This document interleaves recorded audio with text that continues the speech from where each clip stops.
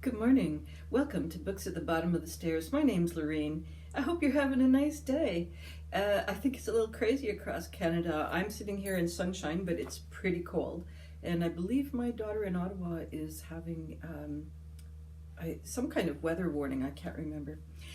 Anyhow, I have got the last nonfiction book that I'm deliberately going to bring to you for the end of Nonfiction November. I managed to read pretty much everything that I had planned to read, except for the book of poetry and the book on capitalism. I think I discovered I like a nonfiction book that just has a continued flow through, and the book on capitalism, I think that would be like a really good sort of study group type of thing.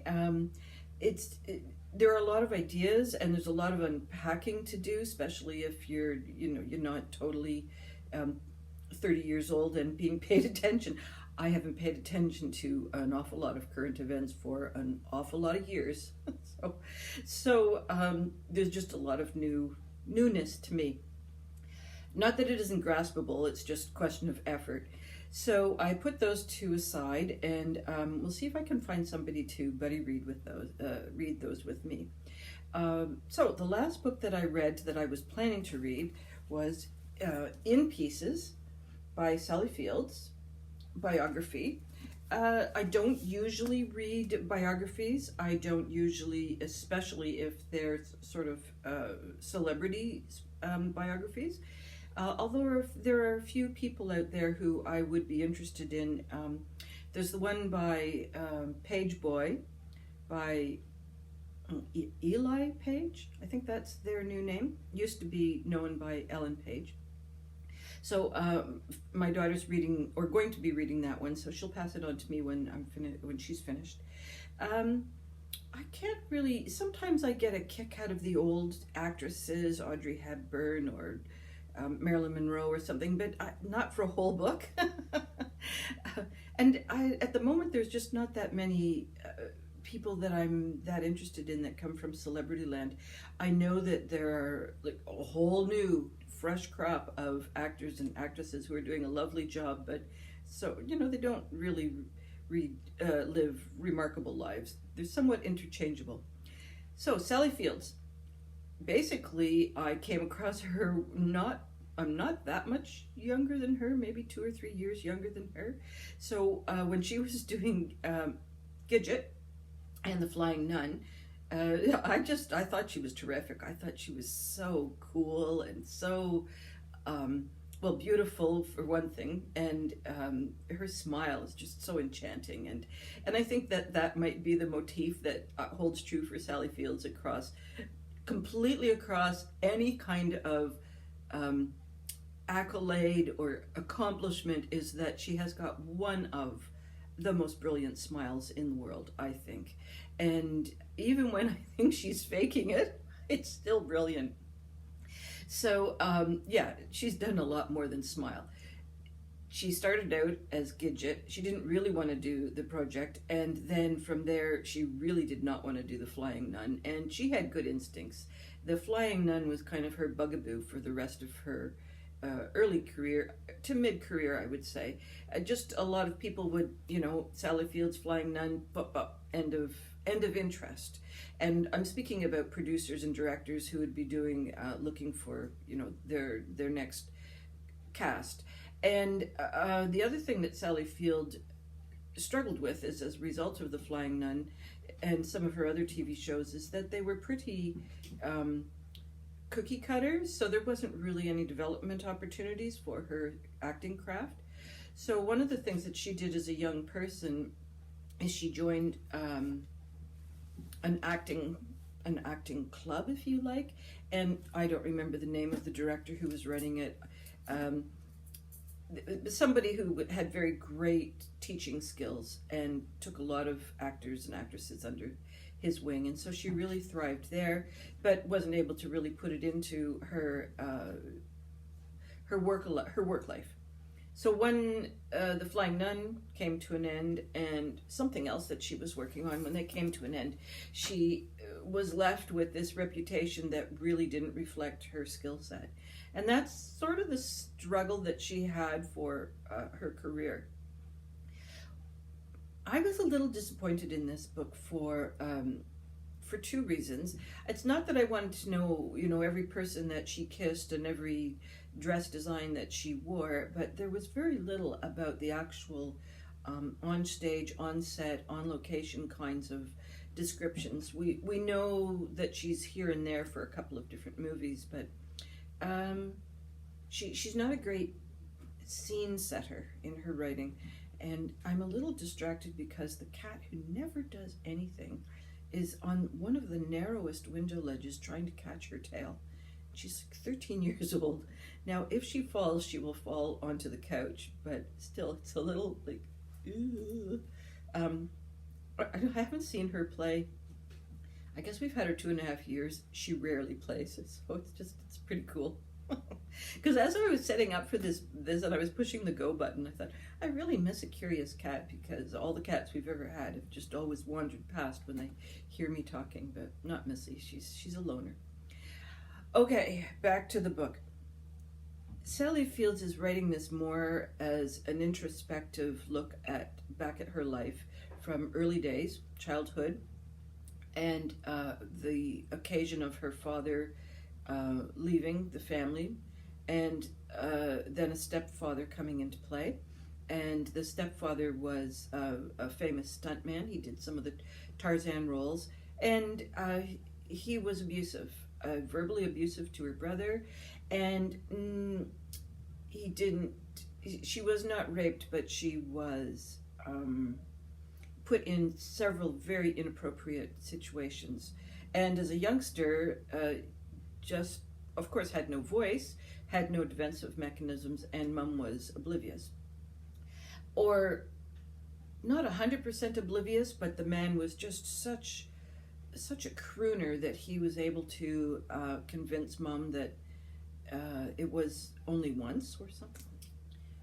Bad situation for Sally Fields, and she's traumatized and has, kind of got a dissociative toolbox. And I know what that feels like, and so I could understand this fog that she was describing, and this kind of, you kind of hyper focus on what's right in front of you, and just the rest of the world disappears. And so she's got that hyper focusing skill, and one thing at a time. And so it seems like her marriage and her children were not on the forefront of her mind, but they were in her way, in the sense that she was working very hard to keep the ball rolling financially, and she really, really wanted to be an actress. So she did a lot to meet her dreams. So she's a brave woman, and strong and determined, tenacious, and not a great writer. So maybe she is a good writer, but she didn't write about the things I wanted her to write about. Poor Sally. So I didn't love this book. It's nice if you want to connect in with the more personal side of an actress. It's nice if you want to sort of get snapshots of her professional biography. It's not isn't that awful? You read a biography and you don't want to know about their life. I'm so weird. I guess I wanted more about the professional side.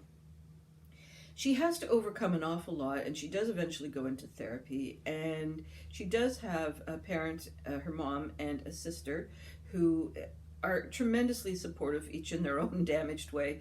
And I'm laughing because it's like the halt leading the blind, It's like everybody's really supportive, but nobody really knows best method. Nobody knows best practice. And so they love each other. There's a lot of laughing, and there's a lot of missed opportunities for I don't know, like just missed opportunities, I guess I'll say. So, did I love this book? Not especially. And I think that's partly because biographies are just not really my thing. And do I love Sally Fields? Yes, I'll go see anything that Sally Fields is in. And I was sort of prompted to think, go back to maybe catch a couple of her oldies. I don't think I ever watched Sybil or Norma. I'm not positive about that.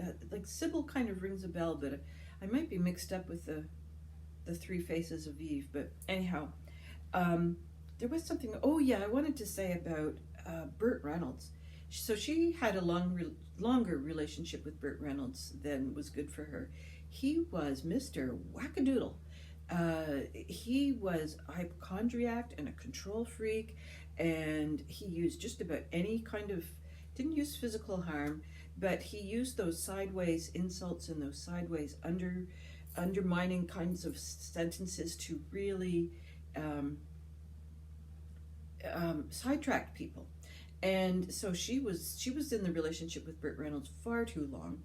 And one of the other things that Sally talks about is just the rage about how she's mad at the men in her life. They are not they don't have her interests as their interests. They're very self-motivated in these relationships. And she's mad at herself for she didn't choose her stepdad, but the other relationships that she had were similar. And I guess that's where I mean about missed opportunities. She didn't exactly learn from the previous experience to get her out of the next experience quickly. And but on the other hand, Burt Reynolds as an actor was pretty good at pulling the wool over a lot of people's eyes. Now I would not want to read his biography, but I wouldn't mind a little short précis of what he was like. I don't know what other actors thought of him. She doesn't go into that at all. So there was a lot of parts that I missed or that I wished she had included in this. And I think that it's a good biography, though. It's well told, and it's smooth. It doesn't have any jarring spots, and it does take her full. I think she's 68 when she writes this. I'm not positive. So that's why I'm saying she's only a little older than me, but that doesn't make sense. It was published in 2018. She would have been 68 then. 68. Yeah, so she would be in her early 70s now. So she is about 5 years older than me. What's that got to do with the price of tea in the grocery stores? I don't know. Anyhow, I recommend it. I wouldn't give it much more than a 3.5 because of what I have just previously said. And I don't have any other nonfiction books on the near horizon. I did read this book. I'm reading another book for book club, which I cannot talk about until we're done. Not loving it. Eek. The Murder of Mr. Wickham was my antidote. It's written by Claudia Gray.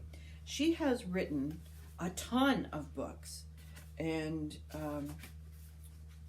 I think they're in several series, and I think some of them might be, so there's a Star Wars series that she's written, Firebird series, Spellcaster series, Evernight series, Constellation series, and a couple of graphic novels. This is, I think, a turnabout for her because what we have is the characters, the married characters from Jane Austen novels. She's gathered them together in a house party, about 15 to 20 years after the ending of the Jane Austen novels. So we're still in the Regency period, but we're coming to the end of it. So there's still that kind of really strict societal norms, punishingly strict, ridiculous expectations that no one ever tells you. You're just supposed to know. So we've got one main character, Jonathan, who probably would be classified as neurodivergent in some fashion, and he's one of the people that really doesn't get societal cues. And his parents have had to do a lot of coaching, and he's always got to be on in order to pick up the cues. He can't just ever relax. And then there's a new character. So Jonathan is actually the son of the Darcys, and then there's a young lady, and her name is Juliet Tilney, and she's just completely like a new character altogether. And they're young, 19-ish, and they have come together and are trying to solve the mystery of who murdered Mr. Wickham. And so it's fun.